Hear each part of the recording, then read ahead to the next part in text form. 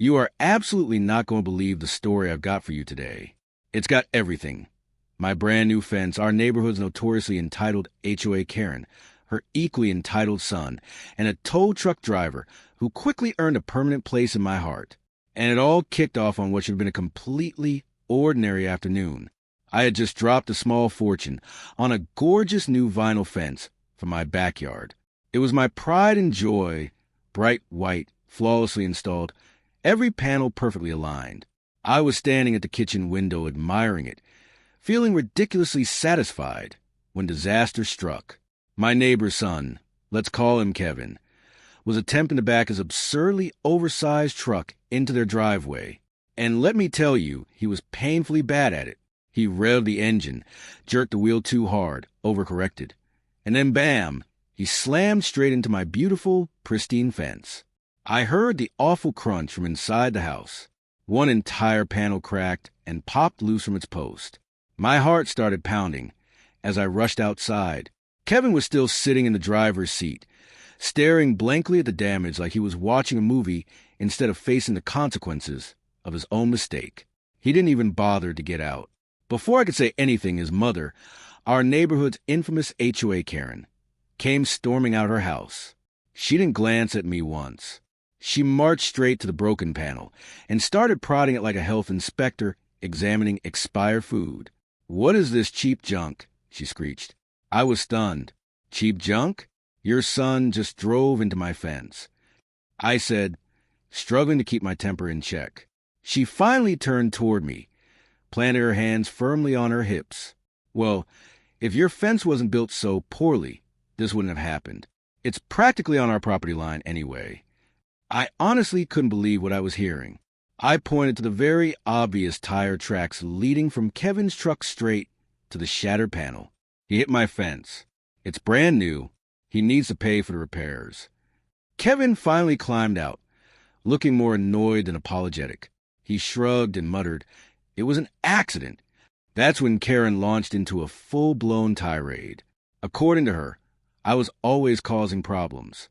My fence was an eyesore, which was rich, considering she had personally approved the design as a member of the HOA board.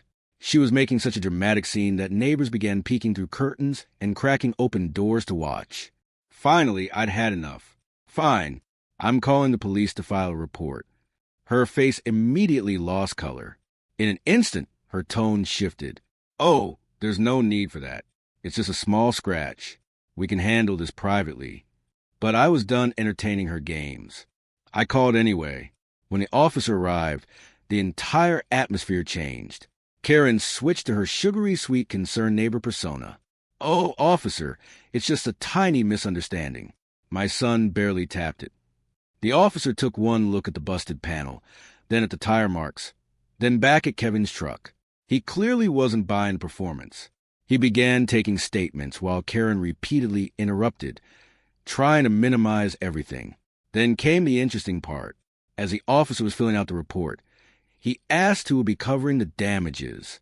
Karen, trying to look generous, announced, "We'll take care of it, of course." Then she couldn't resist adding, "Though it seems excessive to involve insurance over such a flimsy fence." The officer needed clarity. He turned to me and asked, "Sir, for this report, are you agreeing to handle payment for repairs?"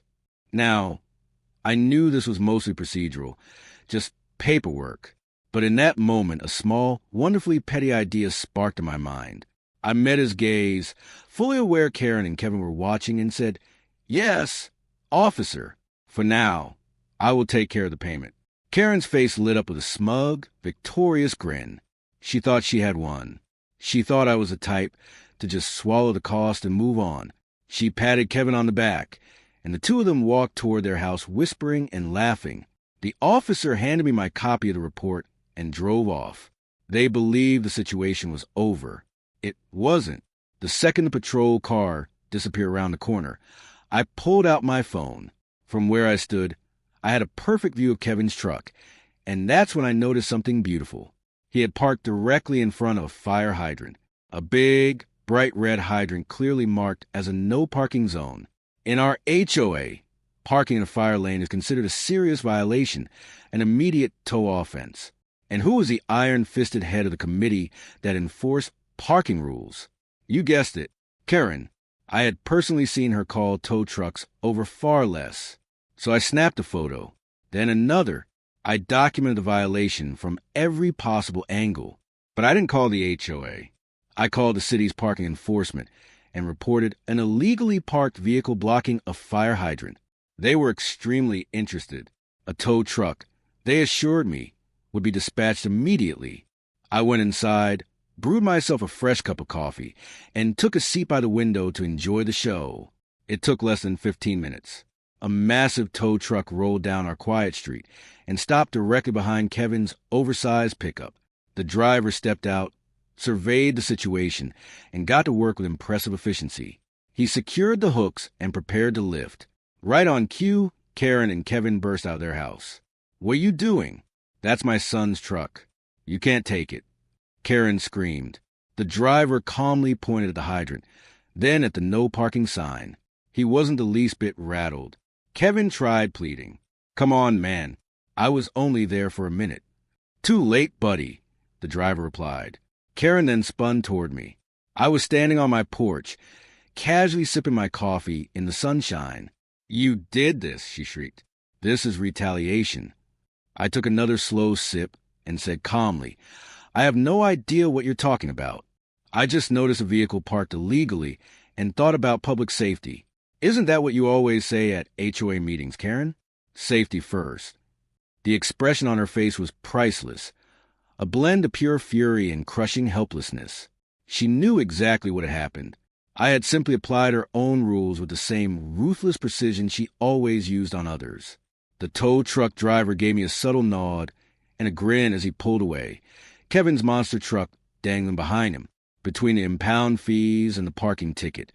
The total cost was significantly higher than repairing my fence. The next day, a noticeably humbled Karen showed up at my door. She avoided eye contact and silently handed me a check covering the full repair estimate, down to the last penny. She muttered a brief apology before retreating back to her house. And Kevin? He has parked flawlessly inside their driveway ever since. Sometimes you don't need to lose your temper. You just need to get creative. And remember the rules, especially when the person trying to use them against you is the one who wrote them. Thanks for watching, and don't forget to like and subscribe for more stories like this.